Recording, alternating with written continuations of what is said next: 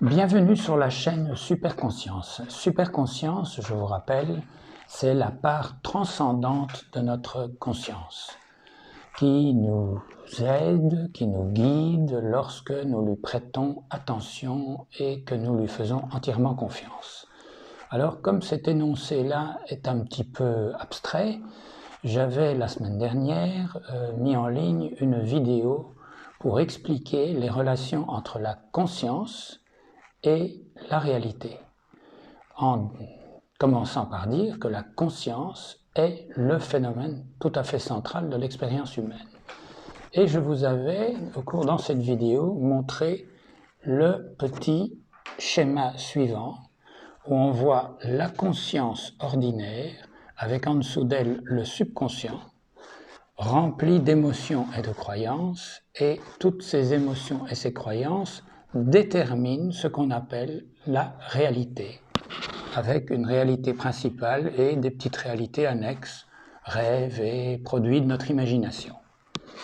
Et ceci représentait la métaphore où nous sommes à la fois spectateurs et créateurs d'un film que nous percevons, dont nous sommes spectateurs. Voilà. Alors, il faut préciser une chose, c'est que le phénomène de la conscience est très très peu étudié par la science officielle. En fait, il n'y a que l'un ou l'autre scientifique, presque un petit peu sur le côté, qui s'y intéresse. Si ça vous intéresse, je vous renvoie au lien d'une vidéo de Sir Peter Penrose, qui est un mathématicien anglais, professeur émérite de mathématiques à l'université d'Oxford, qui est l'un des seuls scientifiques reconnus à s'être penché de manière systématique sur le problème de la conscience.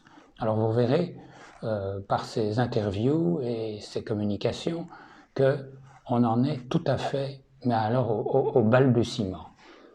Ce qui est fort gênant d'une certaine façon pour la science, puisque la science qui prétend tout expliquer ou vouloir tout expliquer n'est pas capable de donner le moindre début d'explication sur le phénomène absolument central de l'expérience humaine, qui est le fait d'être conscient. S'il n'y a pas de conscience, il n'y a évidemment pas de science, il n'y a pas de connaissance, il n'y a pas de communication, il n'y a pas de langage, il n'y a rien. Donc c'est un paradoxe qui est un peu embêtant. Du coup, la position officielle on va dire de l'establishment scientifique, c'est en gros, pour le dire un peu vulgairement, circuler, il n'y a rien à voir. Et moi, je vous propose de ne pas circuler et au contraire de continuer à approfondir la question de la conscience sans utiliser d'appareillage mathématique et de fondements scientifiques, mais en utilisant notre logique de base et l'observation de choses que l'on peut constater dans nos vies, dans nos réalités respectives. Alors, nous avions vu dans la vidéo précédente que les émotions et les croyances étaient ce qui déterminait nos réalités, la réalité principale et les réalités annexes. Bon, maintenant, allons un pas plus loin. Dans cet ensemble d'émotions et de croyances, on peut dire qu'il y a un volet lumineux et un volet d'ombre. Alors le volet d'ombre, c'est toute la négativité, c'est la peur. Ça, c'est le sentiment central de l'ombre, la peur, la haine, la mesquinerie, le doute, enfin tout ce qui conduit finalement à l'auto-sabotage, au conflit et au chaos.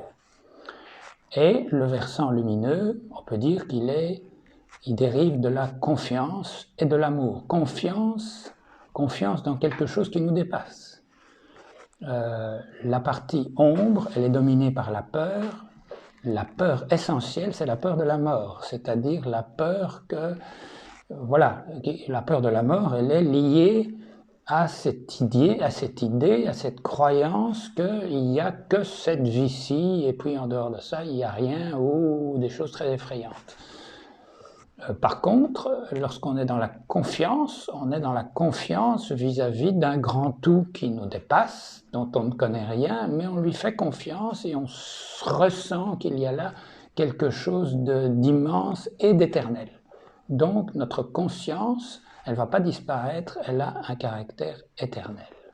Bon, et ça c'est, je dirais, la caractéristique fondamentale du versant lumineux de notre conscience. Alors on pourrait dire, je vous montre un deuxième petit schéma, vous voyez, l'ensemble des émotions et croyances se trouve être un ensemble de croyances et d'émotions lumineuses, de l'ombre dominé par la peur et un versant lumineux dominé par la confiance.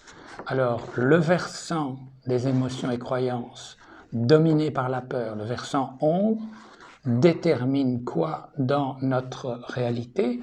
Eh bien, détermine le conflit, détermine le sabotage et finalement détermine un chaos général.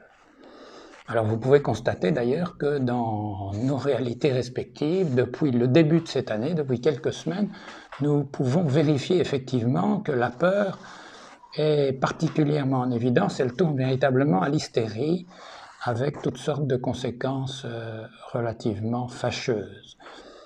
Le contraire de la peur, c'est la confiance. C'est ça la lumière. La confiance qui, elle, détermine la créativité, la positivité, l'absence de conflit, au contraire l'accord et finalement l'harmonie générale.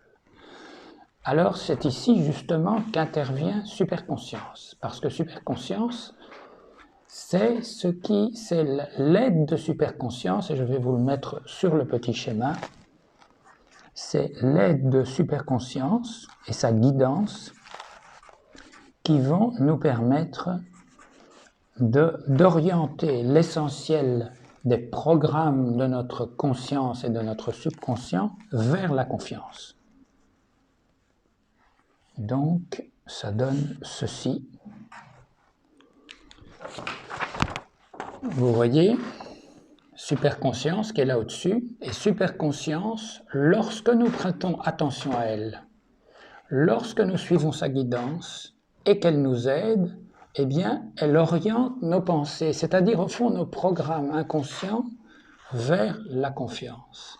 Et là, par la loi du miroir ou de la résonance entre la réalité que nous percevons et ce qui se passe dans notre conscience, par cette loi du miroir, lorsque nous orientons les choses ici vers la confiance, nous orientons les événements et les personnages et les situations de notre réalité vers l'harmonie, de plus en plus d'harmonie.